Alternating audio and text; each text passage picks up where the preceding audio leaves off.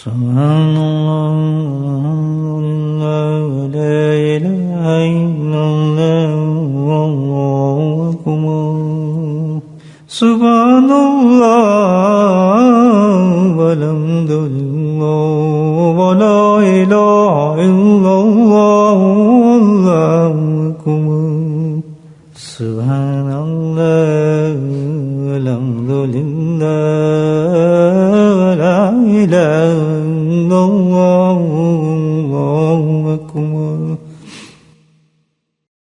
نحمده ونصلي على رسوله الكريم أما بعد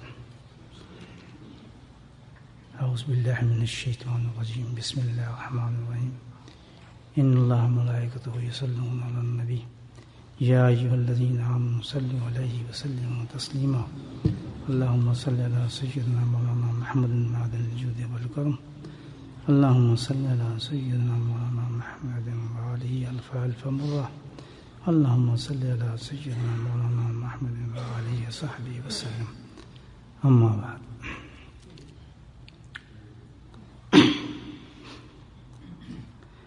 سرکار دو عالم صلی اللہ علیہ وسلم کا ارشاد ہے،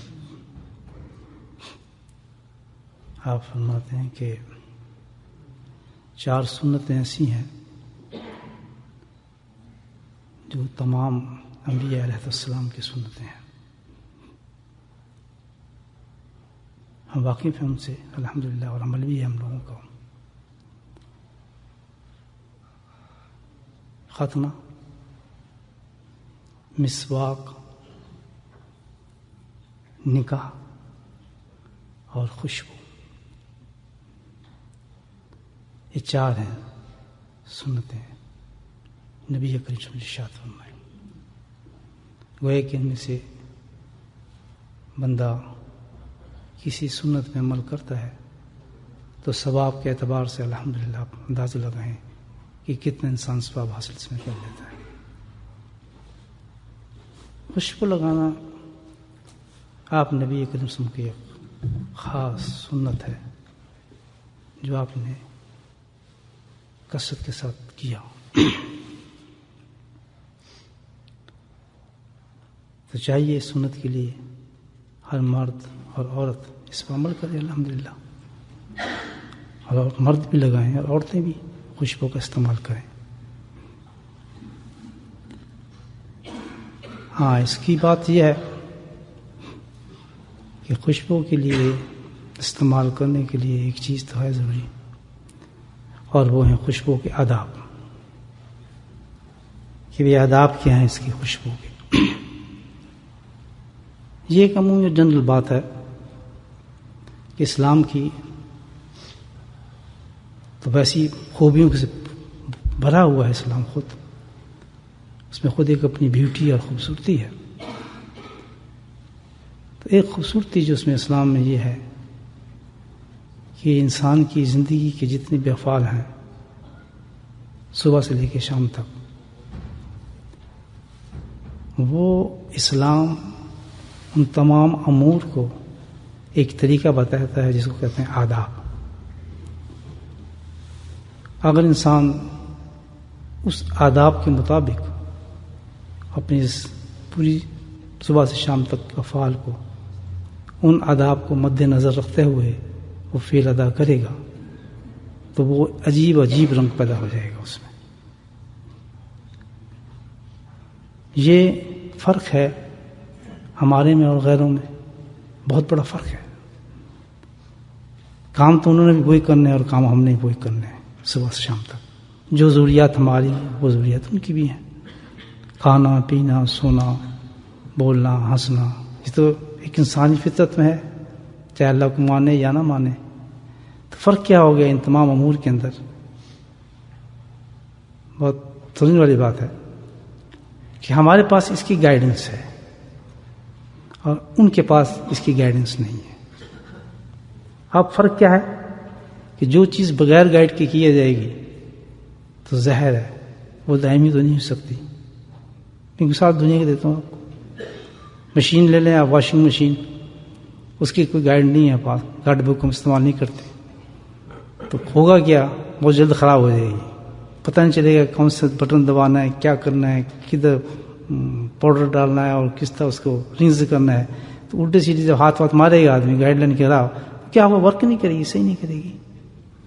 اور ایک آدمی جو ہے وہی واشنگ مشین رکھتا ہے، تو اس کے پاس گائیڈ بک ہے، اس سے مدد لیتا ہے، تو وہ ماشاءاللہ کافی دیر چلے گی کیونکہ اس نے سے استعمال کر رہا ہے اس کا.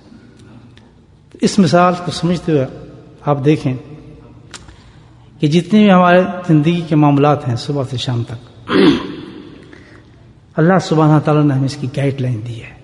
لقد کان لکم فی رسول اللہ اسوۃ حسنہ.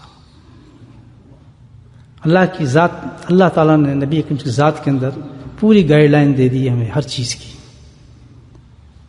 خیروں سے ہمارے فرق یہ ہو گیا کہ وہ بھی پانی پیتے ہیں، پانی پیا، پانی پینے کے بعد گائیڈ لائن نہیں ہے ان کے پاس کیسے پئیں، کس طرح پئیں، کتنے گھونٹ پئیں. پانی پی لیا، اس پانی کا کیا حل ہوا؟ پانی پیا اور پیشاب وہ نکل گیا. ہمارے پاس گائیڈ لائن ہے، بک ہے پوری سامنے، لقد کان لکم فی رسول اللہ اسوۃ حسنہ. بیٹھ کر پیو، 3 گھونٹ میں پیو. آداب یہ ہیں کہ اس کے ساتھ بسم اللہ کریں، پینے کے بعد الحمدللہ کہیں، ہر گھونٹ پہ کہیں الحمدللہ کہیں، اور سلیقے کے ساتھ جس طرح بتایا گیا بیٹھ کے پئیں. یہ کیا ہے؟ پانی پینے کے آداب ہیں. اس نے پیا، پیشاب بنا نکل گیا. اور ہمارے اسلام کی شان کیا ہے کہ جس نے اللہ کو ماننا والا انسان، اس کو یہ گائیڈ ملی ہے الحمدللہ، تو بہت بڑا تحفہ ملا ہے. اس نے پانی کو استعمال کیا. میڈیکل تو خیر اس کی میں بات نہیں کروں گا، کتنی صفات ہیں اس کے اندر، میڈیکلی بھی جنرلی بات کروں گا. تو فرق کیا ہوا کہ اس نے پانی پیا، پیشاب بن کے نکل گیا. اس نے پانی گائیڈ لائن کے ساتھ پیا تو یہ پیشاب بن کے تو نکلا، لیکن یہ دائمی ثواب بن گیا. یہ پانی ختم ہو گیا، لیکن یہ پانی جو آپ نے پیا اس طرح اس گائیڈ لائن کے ذریعے، تو روز قیامت تک آپ کے ترازو میں تولا جائے گا کہ فلاں وقت یہ پانی اس نے اس طرح پیا تھا، ہم نے قبول کیا تھا.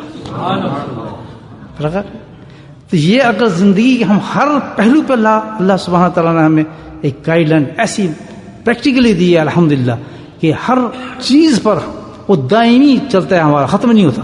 روٹی کھائی ختم نہیں ہوئی، سوئے ختم نہیں ہوا، جو بھی زندگی کا کام ہے، لیکن وہ گائیڈ لائن کے ساتھ چلیں گے تو وہ اس کو بڑھا دے گا، اتنا بڑھائے گا کہ روز قیامت میں باہروں جتنے ثواب بن کے ہمارے سامنے آ جائے گا. کتنے احتیاط کرنی چاہیے. تو اب بھی خوشبو کی بات کر رہا تھا، تو ایک زمانے بات آ گئی، تو خوشبو بھی لگائیں، ہم بھی لگاتے ہیں، غیر بھی لگاتے ہیں، سب لگاتے ہیں، بچے بھی لگاتے ہیں، لیکن ہمیں اس کے آداب بھی جاننے چاہیے کہ اس کے آداب کیا ہیں. آداب سے مراد کیا ہے سمجھ گئے آپ کہ سرکار دو علیہ وسلم نے ہمیں کیا طریقہ بتایا ہے خوشبو کا، اس کی کیا لوازمات ہیں. ہم صبح شام لگاتے ہیں. اس مسئلے پر بات یہ ہے کہ خوشبو میں عورت کو بھی لگانی چاہیے، مرد کو بھی لگانی چاہیے. فرق کیا ہے؟ اب آداب گاڑی رکھ لیتا ہوں ذکر کے ٹائم مل جائے. آداب کیا ہے مرد کے لیے؟ مرد جب خوشبو لگائے تو اس کے لیے خاص خیال یہ رکھے کہ اس خوشبو کے ساتھ دبا نہ پڑے، نشان نہ پڑے، بے رنگ ہو، اور اس کی جو خوشبو ہو پھیلنے والی ہو تاکہ دوسرے لوگ بھی اس سے محظوظ ہوں. جیسے خوشبویں آپ مردوں کے لیے مشک ہے، عود ہے، شمامہ ہے، چمیلی ہے، موتیہ ہے، یہ ساری خوشبویں ہیں. اور بھی ان خوشبو خاصیت یہ ہے کہ آپ لگائیں اور ترتیب سے لگائیں. یہ نہیں کہ شیشے میں ڈیل لیں گے تو ظاہر ہو تو پھر استعمال غلط ہوا تو پھر دبا تو لگے گا، لیکن طریقے سے لگائے آدمی تو کبھی اس پہ دبا نہیں لگے گا، نشان نہیں آئے گا. لیکن خوشبو کا یہ ہوگا کہ الحمدللہ ارد گرد رہنے جو ہوں گے ادھر پاس پھرنے والے وہ بھی محظوظ ہوں گے، معطر ہوگی فضا اس آدمی کی وجہ سے. تو یہ مردوں کا آداب ہے. عورتوں کا مختلف ہے. عورتوں کے لیے کیا ہے کہ بھائی ان کی خوشبو ایسی ہو کہ رنگ چھوڑے، دبا چھوڑے، نشان ہو، اور خوشبو جو ہو ان کی ہو پھیلنے والی نہ ہو بلکہ بہت ہلکی خوشبو اتنی ہو کہ ساتھ والا آدمی سونگھ سکتا ہو اس کو. یہ عورتوں کے لیے خوشبو کا آداب ہے. ان کے لیے وہ ماشاءاللہ شروع سے جو چلتی آ رہی ہے عورتوں میں بہترین خوشبو ہے مہندی. صحیح سنت ہے، یہ صحابیہ نے استعمال کیا ہو، مستقل استعمال ہو رہی ہے. مہندی اس میں یہ خاص خاصیت ہے کہ وہ رنگ دکھاتی ہے، خوشبو ہے، ہلکی خوشبو ہے، اور خوبصورت بھی ہے، اور بناوٹ بھی بناتی ہے انسان کی. نہیں مرد کے لیے نہیں ہے، یہ کس کے لیے ہے؟ عورت کے لیے. ہاں داڑھی کی تو اجازت ہے لگانے کے لیے مہندی کی، لیکن باقاعدہ جس طرح پاؤں پہ لگانا، ہاتھوں پہ لگانا، لوگ پاؤں پہ لگا لیتے ہیں تو یہ جائز نہیں ہے، جس طرح علماء کرام نے بتایا. اچھا جی، تو اب عورت کے لیے یہ ہے کہ اس کے لیے خوشبو کے آداب ہیں کہ خوشبو لگائے تو ایسی خوشبو ہو کہ جو دھبا نظر آ سکے، رنگ نظر آ سکے اور پھیلے نہ، خوشبو ہلکی ہو. اور بہت سخت وعید ہے اس پر، جیسے مردوں کے لیے وعید آئی ہے کہ عورتوں کی خوشبو مردوں کو نہیں لگانی چاہیے، ناجائز ہے. اس طرح عورتوں کو کیا وعید آئی ہے کہ عورتوں کے لیے صحیح نہیں کہ ایسی خوشبو لگائیں کہ جس کی خوشبو پھیلے اور خاص طور پہ کسی غیر محرم کی ناک تک وہ خوشبو جائے. اگر ایسا عورت کرتی ہے، خوشبو لگا کے باہر نکلتی ہے، تو اس کے لیے سخت الفاظ آئے ہیں حدیث کے اندر. اچھی عورت نہیں ہے، بری عورت کے الفاظ ہیں اس کے لیے، صحیح نہیں اس عورت کے لیے. تو ہمیشہ عورت کو جو لگائے خوشبو تو وہ کیسی ہو؟ بہت ہلکی خوشبو ہو، میک اپ بھی ایسا نہ ہو، بہت بناوٹ ہو، خوشبو نکل رہی ہو، باہر جا رہی ہو، بالکل ممنوع ہے عورت کے لیے.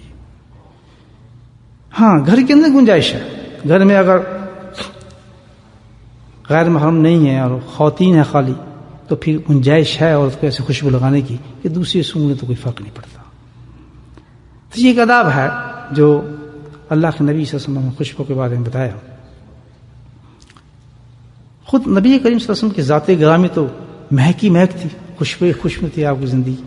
اللہ تعالیٰ نے آپ کو بنائی ہی ایسی تھی کہ آپ کی ذات گرامی تو معطر تھی، اور آپ کی ذات گرامی تو ایسی تھی کہ جس گلی سے گزر جاتے سرکار دو عالم تو گلی دیر تک مہکتی رہتی.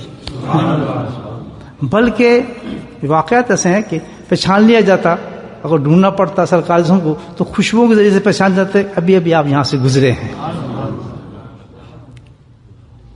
اگر کہیں چھو گیا ہاتھ سرکار دو عالم کو، دستے مبارک لگ گیا کسی کو، سبحان اللہ، تو وہ بھی مہک جاتا تھا، وہ بھی مہک جاتا تھا. اس کو تو پیاری خوشبو تھی. وہ خوشبو دنیا میں اس کو کوئی مثال نہیں ملتی. عاشقین کی بات آپ کو بتاتا ہوں کہ عجیب لوگ بھی ہیں دنیا میں، تو کہتے ہیں ہم سے منتخب ہی نہیں ہوتا. مدینہ منورہ ہم جب جاتے ہیں تو ہم انتخاب نہیں کر پاتے. کسی عاشق کی بات کر رہا ہوں کہ مجھ سے انتخاب ہی نہیں ہوتا میں کون سی خوشبو خریدوں. اود کی طرف بھاگتا ہوں، مشک کی طرف بھاگتا ہوں، فلاں خوشبو بھاگتا ہوں، ہزاروں خوشبو ہیں آپ دیکھتے ہیں خوشبو پھیلی ہیں، کہ مجھ سے انتخاب نہیں ہوتا. کس وجہ سے حضرت کیوں نہیں ہوتا؟ یہ وجہ اس کی یہ کہ جو خوشبو مجھے آ رہی ہے اس کے مقابلے میں کوئی خوشبو مجھے نظر ہی نہیں آ رہی. تو بعض لوگوں کی تو الحمدللہ آنکھیں جو ہیں ان کے پردے ہٹے ہوتے ہیں، نگاہوں کے پردے اٹھے ہوتے ہیں، دل کے پردے ختم ہوئے ہوتے ہیں، تو ان کا تو باتیں کچھ اور ہوتی ہے. تو سرکار دو عالم جو خوشبو مبارک تھی ان کا حال تو یہ تھا کہ بھائی دست مبارک کسی سے لگ گیا تو وہ مہکتا شروع ہو جاتا تھا. بن سمرہ ایک بچے تھے چھوٹے سے، تو اپنا واقعہ بیان کرتے ہیں کہ بھائی میں نے نماز پڑھی، نماز پڑھ کے میں باہر نکلا تو نبی کریم صلی اللہ علیہ وسلم تشریف جاتے، میں بھی پیچھے پیچھے لگ گیا. بچوں سے محبت فرماتے تھے سرکار. تو میں بھی چلنے لگا تو دیکھا آگے سے کچھ بچے کھڑے تھے بھلک کے نبی پاک کی طرف. تو آپ نے بڑی شفقت سے ہر بچے کے رخسار پہ ہاتھ پھیرا. تو میں بھی جلدی سے بچہ تھا، میں بھی سامنے آ گیا. تو فرمایا کہ میری قسمت ایسے کھلی کہ ان کے تو ایک دفعہ رخسار پہ ہاتھ پھیرا ایک پر، تو اللہ کے نبی نے میرے دونوں رخساروں پہ ہاتھ پھیر دیا. کہتے ہیں اس میں عجیب بات جو ہوئی وہ بیان فرماتے ہیں. میں بچہ تھا لیکن آج تک مجھے یاد ہے وہ بات کہ جب سرکار رسول نے وہ ہاتھ رکھا میرے چہرے والے دونوں رخساروں پر تو ایسا لگا جیسے برف ہی برف ہو گیا ہو میرا جسم، ٹھنڈ پھیل گئی. اور خوشبو کا یہ عالم تھا. انہوں نے مثال دی ہے کہ جیسے کوئی آدمی خوشبو بیچ رہا ہو اور خوشبو بیچنے جب خوشبو دکھانا چاہتا ہو تو شیشی کا ڈھکن جب کھولتا ہے تو ایک دم مہک پھیلتی ہے. تو فرمایا میرے پورے جسم میں مہک پھیل گئی اس کی. یہ دست مبارک تھا سرکار دسم کا، خوشبو تھی آپ کی. تو یہ بڑی عجیب سنت ہے نبی پاک صلی اللہ علیہ وسلم کی خوشبو جو ہے، اور بہت ہی پیاری سنت ہے، اس کو ادا کرنا چاہیے. ایک اور صحابی عقبہ بن ارقط تھے، ان کے بارے میں واقعہ ایک ایسا ہی ہے. کہتے ہیں کہ بھئی 4 شادی تھیں ان کی، 4 بیویاں تھیں. تو ان کی بھی عاصم تھی ایک، وہ یہ بیان کرتی ہیں کہ ہم 4 تھیں اور ہم کوشش کرتے تھے کہ ہم ایک سے ایک اعلیٰ خوشبو لگائیں، ایک سے ایک اعلیٰ. چاروں میں کمپٹیشن ہمارا ہوتا تھا چاروں بیویوں کے اندر. لیکن کمال یہ ہوتا تھا کہ جو عقبہ تھا اس کا ہمیشہ ہم سے آگے بڑھ جاتا تھا، اس کی خوشبو کا کوئی ہم مقابلہ کر ہی نہیں سکتے تھے.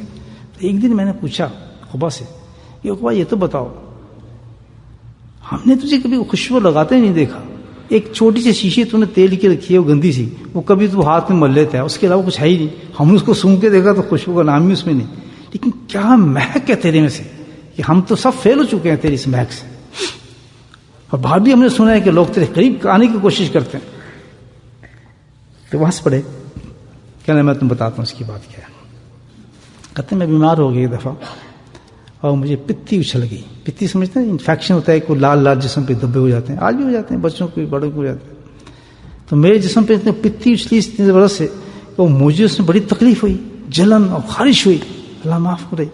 تو اس جلن اور خارش کے ساتھ میں اتنا بے قرار ہوں، مجھے سمجھ نہیں ہے میں کرے اس کا علاج کیا کروں، میں فوراً بارگاہ اقدس میں بھاگا اور میں کہا یا رسول اللہ صلی اللہ علیہ وسلم میرے تو بہت برا حال ہے اور کچھ کیجیے میرے لیے، کوئی علاج کیجیے، میرا تو جسم جو ہے وہ جل رہا ہے اور میں کھجلی کر کر کے تھک گیا ہوں۔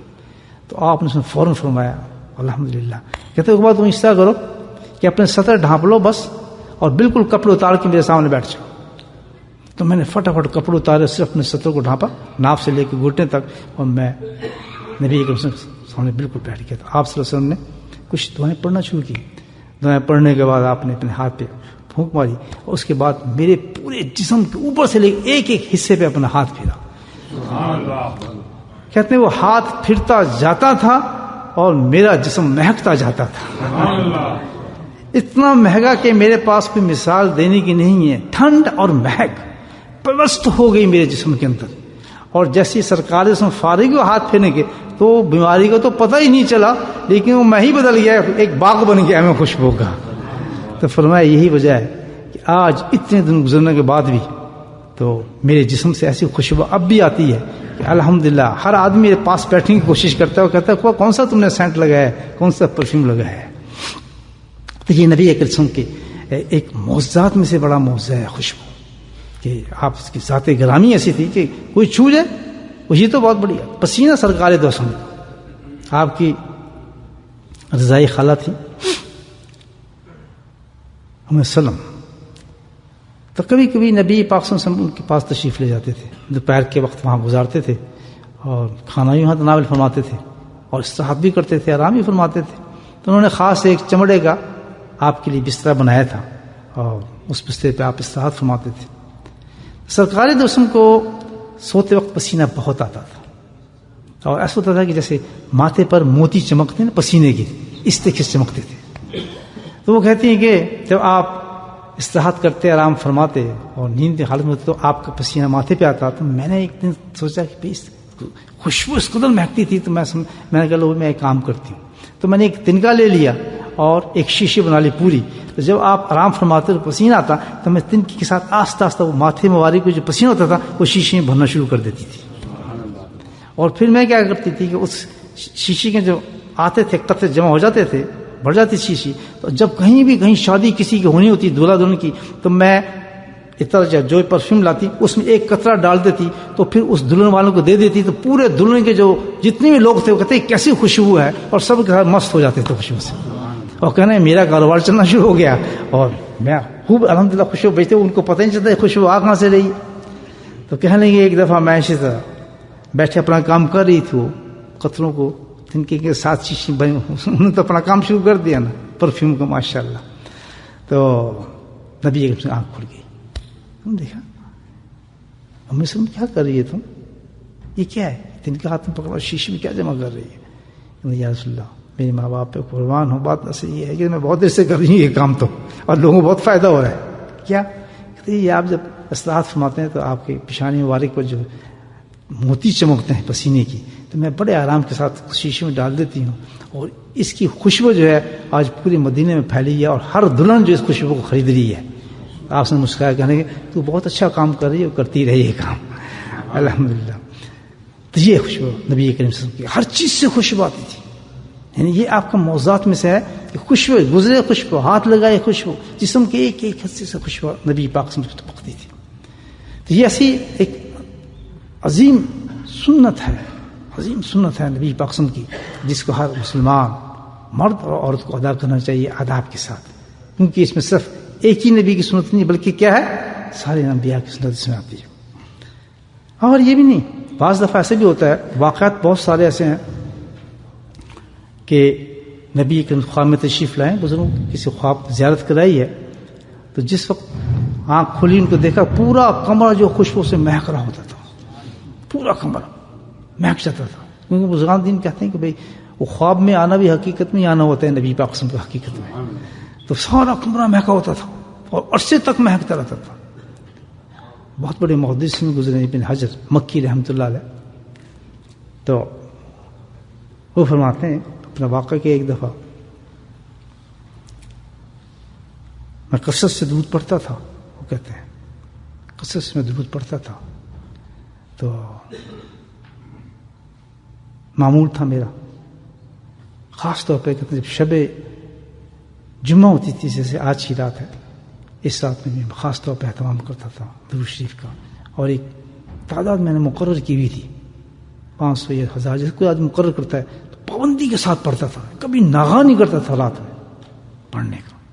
تو یہ ایک بڑی چیز ہے، آدمی تھوڑی ایک چیز کرنا شروع کرے نا، پابندی کرے گا تو برکت آتی ہے اور اس کے اندر انعامات آتے ہیں. یہ آج آپ نے 1000 کر لیا، کل آپ نے 2 کر لیا، پرسوں کرنے ہی نہیں. ایک دفعہ بیٹھے تو جناب بہت تہجد بھی شروع کر دی اور جناب نوافل شروع کر دی اور قرآن شروع کر دیا، اس کے بعد دیکھا تو پھر کچھ دن غائب ہو گئے. نہیں، معمولی ایک اپنا ہمیں چاہیے کہ اپنا ایک پروگرام بنا لیں، بالکل معمولی سے، یا کسی اللہ والے کے پاس چلے جائیں، وہ آپ کو معمولی آپ سے حالات پوچھ کے معمولی پروگرام آپ کے بنا کے دے دے، آپ کے حالات کے مطابق کہ کاروبار بھی چلتا رہے، گھر بھی چلتا رہے، اور آپ کے معمولات اس چھوٹے سے وظائف کے اندر پابندی کے ساتھ اتنی برکت آ جائے گی کہ وہ مقبول ہو جاتا ہے اللہ کے نزدیک. تو انہوں نے کہا میں نے ایک معمول سے مقدار کی تھی، میرا معمول تھا، ویسے ہی محدث تھے اور بہت کام تھے ان کے، لیکن اس کو میں کبھی ناغا نہیں کرتا تھا. تو ایک دفعہ کیا ہوا کہ میں سویا تو نبی کریم صلی اللہ علیہ وسلم خواب میں آ گئے اور فرمایا کہ بھائی سبحان اللہ، وہ منہ کہاں ہے جو مجھ پہ درود شریف بھیجتا ہے. تو فرمایا میں شرما گیا کہ میرا منہ تو اس قابل نہیں میں سرکار ہم نے پیش کروں. تو میں نے شرم سے اپنے گال کو پیش کر دیا، رخسار کو. تو آپ نے میرے رخسار پہ بوسہ دیا اور فرمایا اس کے بعد جب میری آنکھ کھلی تو پورا کمرہ میرا مہکنا شروع ہو گیا تو خوشبو کے ساتھ. یہ بھی نظر ہم کے رحمۃ اللہ فرماتے ہیں، اور کئی دنوں تک اس میں مہک آتی چلے گی. درود شریف بہت بڑی چیز ہے، کیونکہ تعلق کس سے ہے؟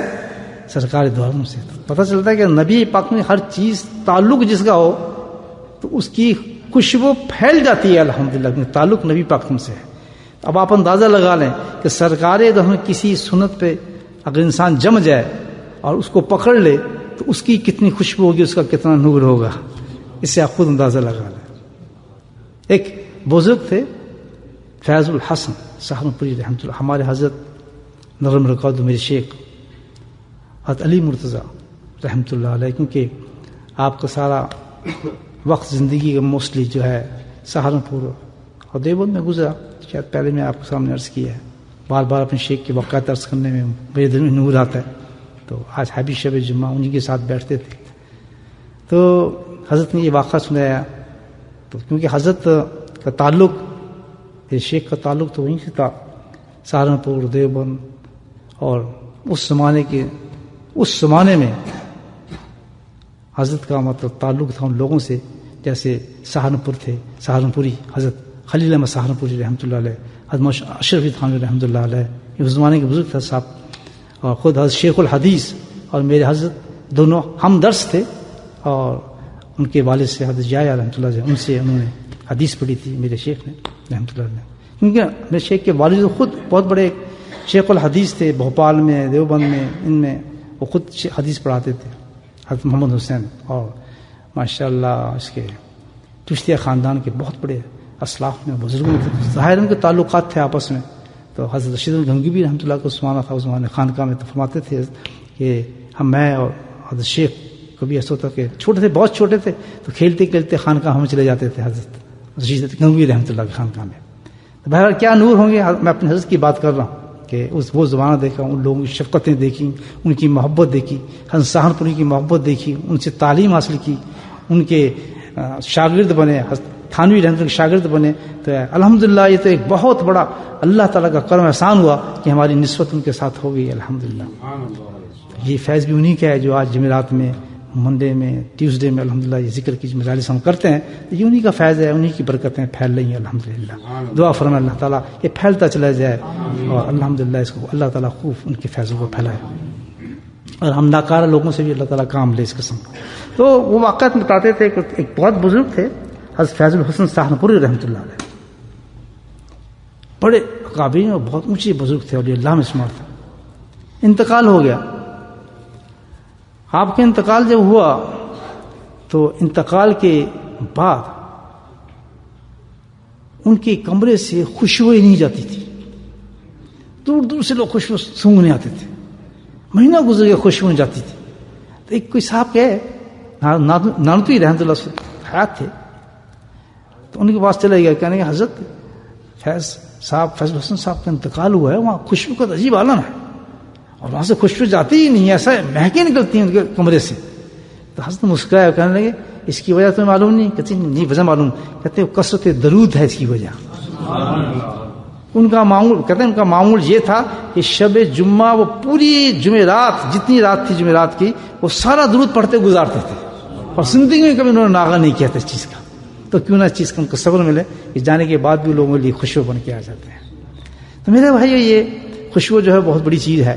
کسی رنگ میں انسان کو مل جائے، اگر بوتلوں میں مل جائے تو وہ بھی لگائیں، درود کی شکل میں مل جائے تو وہ بھی لگائیں، اور الحمدللہ کوئی چیز نہ چھوڑیں جس کا تعلق نبی پاک سے. دیکھیں دوستو، آج تو ہم باتیں کر رہے ہیں، کل آنے والا وقت ہمیں بتائے گا کہ ہم نے کیا ضائع کیا ہے، کیا ضائع کی ہے. کل ایسا وقت نہ ہو کہ اس چیز پہ ہمیں پچھتانا پڑے کہ ہم جس کے امتی ہیں، جو ہمارے نبی ہیں، ہم نے ان کی نقل کرتے ہوئے شرمائے، ان کی نقل سے ہم نے تجاوز کیا، بہانہ کیا، دور ہوئے. تو کل یہ بے انتہا سب سے زیادہ شرمندگی جو ہوگی اس انسان کو ہوگی کہ کہتا تھا میں تیرا ہوں لیکن بن نہ سکا، ساری زندگی اس کا بن نہ سکا. تو یہ شرم، یہ رکاوٹیں، ان کو دور کرو. ایک ہی زندگی کا پیمانہ رکھو، یاد رکھو. وہ کیا ہے؟ لقد کان لکم فی رسول اللہ صلی اللہ علیہ وسلم، جو ہمیں دیا گیا ہے اللہ کی طرف سے انعام، رحمت، نعمت، جو کسی امت کو نہیں ملی. کہ آپ دیکھیں کسی امت کو نہیں ملی. واحد یہ خوش قسمتی ہماری ہے کہ ہمارا تعلق الحمدللہ آپ سے بن گیا. آپ یہ سوچیں تو کس قدر ناقدری ہوگی کہ ہم اس چیز کو جو کہ نبی پاک صلی اللہ علیہ وسلم محبوب رکھتے ہوں، پسند کرتے ہوں، اللہ تعالیٰ اس کو پیار کرتا ہو، ہم اس کو اپنی زندگی میں نہ اتار سکیں. وہ کیسی عبادت، کیسا قرآن، کیسی نمازیں، کیسا طواف، کیسے سجدے، کچھ سمجھ سے بعید ہے یہ باتیں جس میں غلامی مصطفیٰ نہ ہو، جس میں آپ صلی اللہ علیہ وسلم کی خوشبو موجود نہ ہو. وہ کیا عبادات ہیں؟ فریگنس آف پروفٹ صلی اللہ علیہ وسلم تو ایک ایسی چیز ہے کہ جب مومن قرآن کی تلاوت کرنے لگے تو اس میں سے مہک اور خوشبو آئے نبی پاک صلی اللہ علیہ وسلم کی. مومن کی شان سے ایسی چیز ہمیں عطا فرمائی اللہ تعالیٰ نے.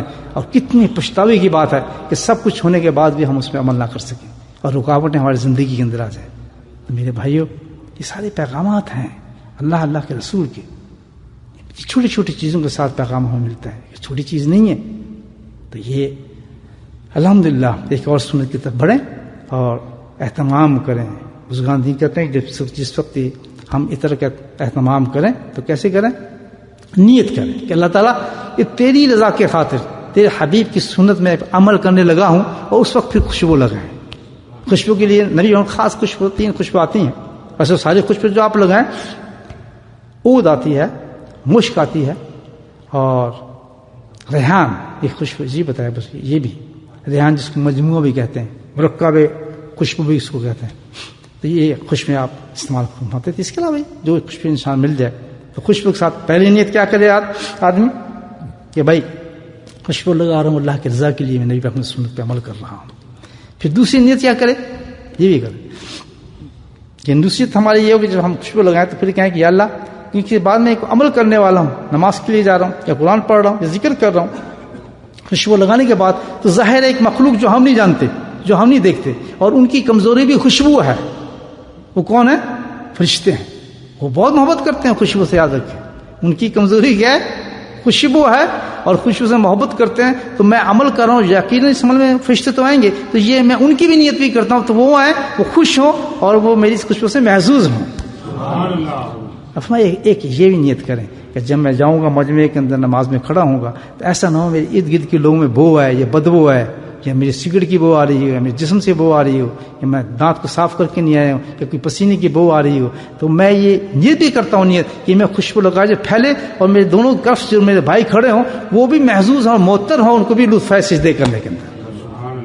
تو اس قسم کی جو ہے آدمی یہ نیت ضرور کرے. اور اس کے ساتھ ایک اور بھی عرض کروں، ایک ازواجی زندگی کے لیے ماحول بنانے کے لیے بھی خوشبو بڑا کام دیتی ہے.